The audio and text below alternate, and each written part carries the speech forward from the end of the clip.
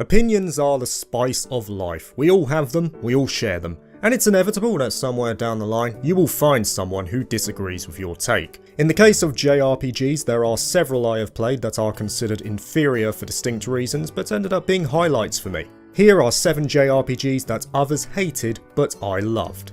And we're keeping it close to home initially with the Trails series. Now, it came down to 2 games, Sky the Third or Cold Steel 4, and the ultimate deciding factor was which game did I enjoy more out of the pair. That was without question Cold Steel 4, which till this day is my second favourite title in the entire series, though the consensus on it from the wider player base is less consistent. Cold Steel 4, at the very least, is a divisive title. Some consider it an overbloated mess with one of the worst plot devices seen in the series thus far, while others, like me, see it as a great end to the Cold Steel arc, a game that encapsulates everything that the Trails series is. I remember playing it back in 2020 with a fan patch and it blew me away. When those credits rolled for the first time, it just gave me that special feeling that only the Trails series can do, and naturally I gushed about it when I finally came to reviewing it. My thoughts on it have not changed since that point. I still remember many moments in Cold Steel 4 distinctly despite the passage of time. Initially, the plot device itself, which will not be mentioned for spoiler purposes, I liked overall. I think it was a good connection to not only the events of prior games, giving a decent explanation as to why they took place, while also connecting to the supernatural as these games often do in later titles. I felt the build-up of the series was working up to this moment where all the characters and stories began to mould into one cohesive whole. The ending was one of my favourites in the series to date. Heartfelt, well executed and focused on the best part of the Cold Steel series as a whole. And lastly, I think it had one of the best OSTs within the series to date, including one of my favourite battle themes of all time. It just ticked all of the boxes for me, so much so that its bigger flaws never affected my enjoyment. The real crux of Cold Steel 4's issues for many comes in 2 things: the plot device that was already mentioned prior, and also its overall pacing, especially in Act 2, which is seen as a needless filler when you consider the actual urgency of the situation as a whole. Now, I will admit that Act 2 is the weakest part of the game, but it never dragged for me. I was having fun all the way through,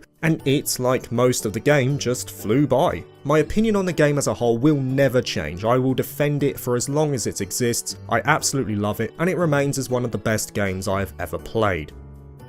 Next up is the sequel to a cult classic in Neo: The World Ends With You. Just like the first game on the DS, the game is set in Tokyo, Shibuya district to be precise. The story follows a new protag named Rindo, who along with his friends become involved in the Reaper's game, a competition where participants must complete various challenges to avoid so-called erasure. It also carried over the unique aspects of the first game's gameplay. It offers an open world environment in Shibuya, allowing players to explore different areas, and the setting is presented in a distinctive anime-inspired art style. The same holds true for the cutscenes, which are shown in a sort of comic book style reminiscent of the 90s, with bold text and speech bubbles over still sprites. As for combat, players can control multiple characters simultaneously, each with their own set of abilities called psychs that are represented as pins in this game. These pins can be mixed and matched as the game progresses, and you'll often be finding new ones during the journey and customizing layouts to be as balanced as possible.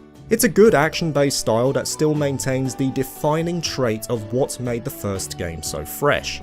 Now, while Neo wasn't met with utter derision, it was seen as a disappointment by some fans of the original. A common opinion was that it never matched the magic of the first game. In particular, its characters and story lacked the direction that its predecessor excelled at. The first World Ends With You had a tight narrative mostly centered around the journey of Neku, who was a compelling character in his own right. Neo, on the other hand, went down a different angle for its story, but I think that shift in direction is construed by some as a lack of focus. From my experience, Neo had a much more rounded experience overall compared to the first game, at least in terms of its wider cast. It wasn't just focused on Rindo, but also a wide berth of characters both new and returning. It was a different take, but I think it worked, especially in the later stages as the developments start to become more heavy. I thought they contextualized the actions and feelings of the characters, and they felt organic, relatable even. The gameplay? I mean, that comes down to who you ask. I personally prefer this one, if not only for the fact I played the original on Switch, which had an awful control scheme, but I think Nioh has plenty of depth available with opportunity to optimize damage at every juncture. The district of Shibuya itself looks awesome, and the OST hits the mark once again with that grunge rock style.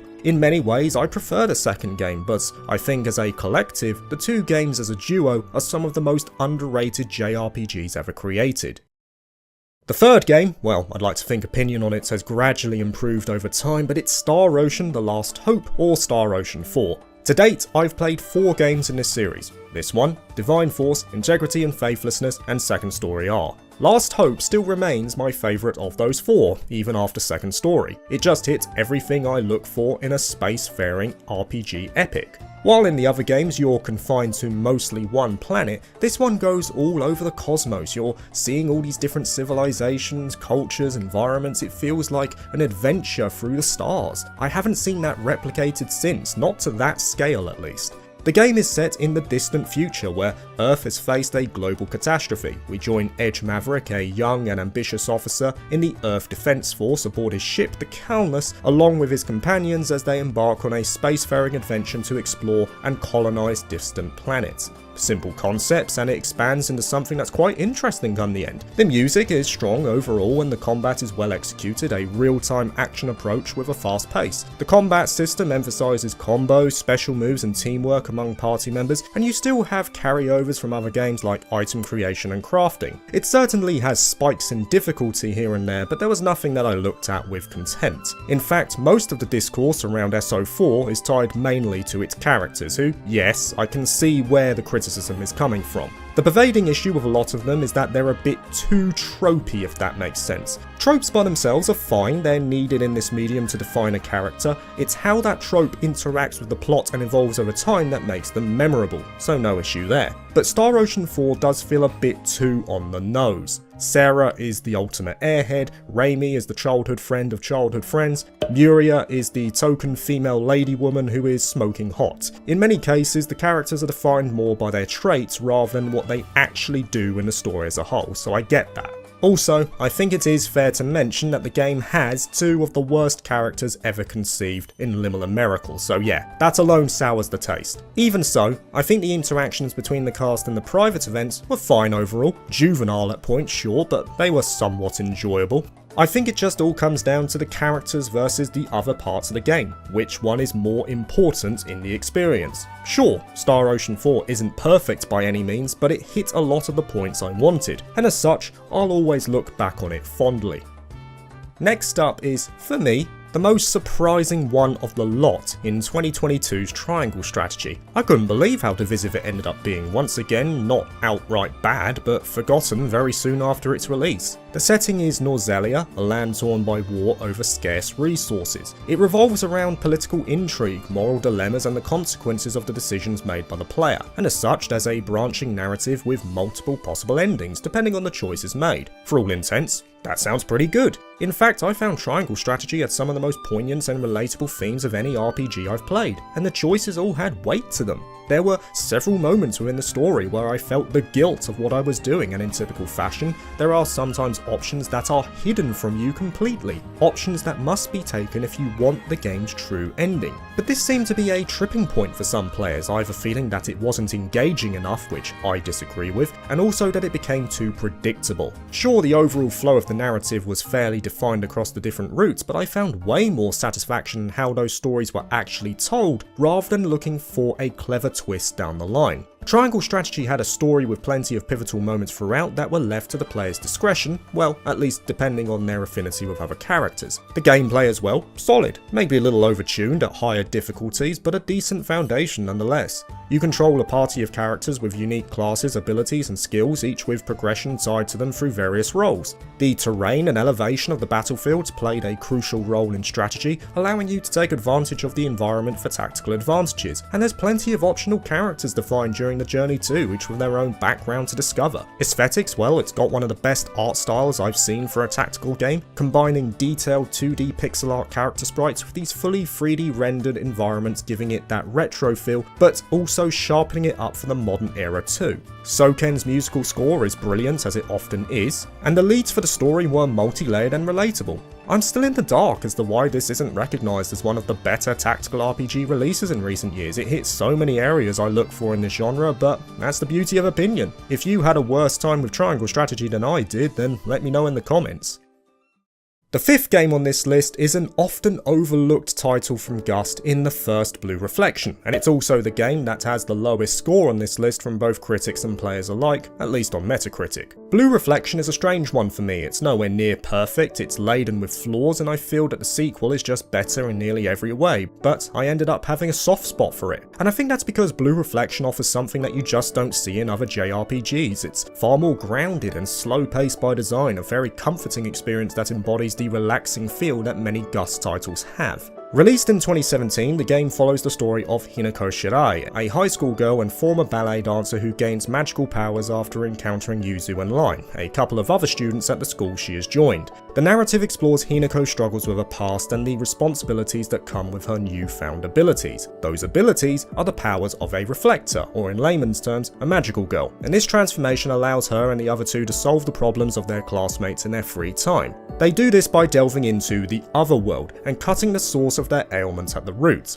This premise takes on a fairly contained method throughout, and it ends up being a small-scale experience overall. The biggest complaint around Blue Reflection is its simple gameplay loop, but for me, that works to its benefit, because Blue Reflection was never about the challenge. It certainly has elements to it that are shallow overall and could have used more diversity, but if Blue Reflection excels at anything, then it would be its atmosphere. Most of the time you're just walking around school, talking to other characters and deepening your bonds. It's more about the journey than the end goal here. The OST is absolutely excellent and complements the experience brilliantly. I use the songs religiously for these videos nowadays, and for good reason. It certainly isn't for everyone, but those who it does hook in will find something to enjoy. Blue Reflection embodies a more profound experience below the surface. This is not a fantastical adventure where you brave countless trials and far-off lands, but it never needed to be. It may not be the flawless masterpiece that some people will crave, but it certainly has a place in Gust's deepening portfolio.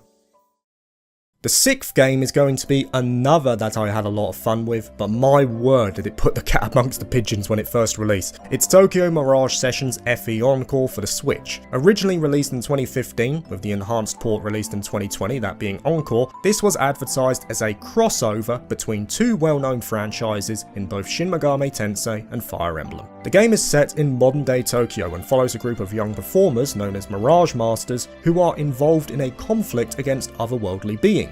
The Mirages come from an alternate dimension called the Idolosphere, as they seek to feed on the creative energy of humans. Itsuki Aoi is the protagonist in this adventure, who along with his performer pals are attempting to rise through the world of showbiz while also saving the world on the down low. It incorporates an idol theme, with the characters aspiring to become successful entertainers in addition to their roles as Mirage Masters. As such, it features singing, dancing, and other idol-related activities.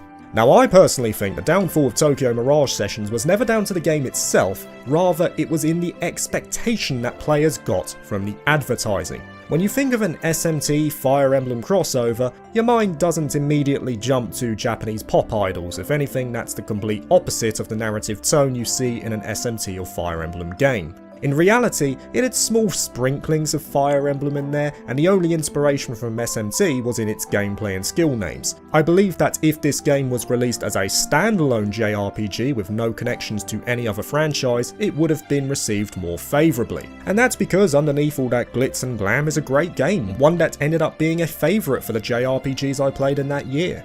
I can't really put my finger on it, but Tokyo Mirage Sessions knows what it is and it just goes full throttle on that premise. The idea of mixing SMT mechanics with an idol-focused adventure sounds like an acid trip from the deepest recesses of a developer experiencing a midlife crisis, but it's actually super enjoyable. It shouldn't work, but it does. The challenge is there, but the option to min-max is available to players should they choose to go down that route. The side stories specific to each character are worth the time to see through and lead to a tangible reward, like one of these neat music videos that drills home the idea of ascending the world of showbiz. The battle system is actually pretty good, and the illustrations are eye-catching and vibrant just as you would expect. I agree it should never have had the connections to the other franchises as there's barely anything to show for that, but as a standalone JRPG, it's got great fundamentals and is overall just a really good game.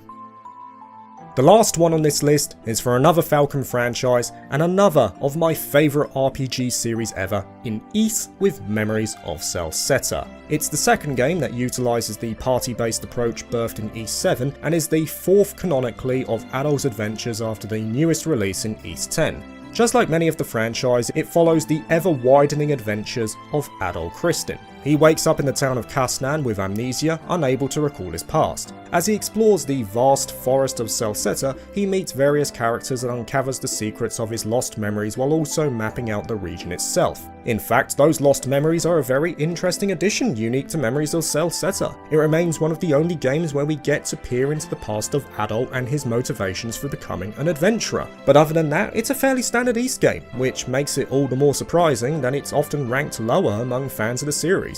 Common complaints stem around initially its gameplay, which many consider to be too easy and simplistic, that it was a replacement for two other games in Mask of the Sun and Dawn of Ys, with Dawn itself being highly regarded among fans in the past, and finally that the story wasn't that strong. I can't really chime in on the comparison between this game and its two predecessors as I've never played the two older versions of Ys 4, but I can at least touch on the gameplay and story. Ys is known for its action-centric combat, and Celceta is no different in that regard. Players engage in fast-paced battles, utilising Adol's skills and abilities to defeat various enemies and bosses. Adol and his party members can learn and upgrade various skills throughout the game, and you can freely switch between them on the fly. Additionally, equipment can be obtained and upgraded to enhance characters' stats and abilities. It's a by-the-numbers system that's just been further refined from Ys 7, though I will say that the balancing does feel a little off in this game, with Kana in particular being insanely overtuned compared to the melee members of the team.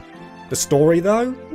It's a tough one. I think the story itself is decent, doesn't end in the most memorable way, but it's satisfactory, though I will say that the antagonists were some of the weakest the series has seen yet, completely forgettable with the most basic of motivation propping up their actions. Despite that though, I have a lot of love for this game. I love the region of Celceta itself, it's vast and mysterious as befits an Ys adventure. The OST as a whole is one of the strongest in the entire Ys series, which is high praise indeed, and as said before, I like that it gives me a small glimpse into the background of one of the most recognisable mute protags in JRPGs.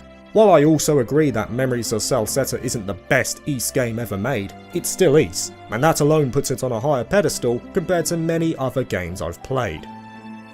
Thank you for watching this video. If you liked it, please like and subscribe for more JRPG content and consider joining my Patreon if you're interested. Peace.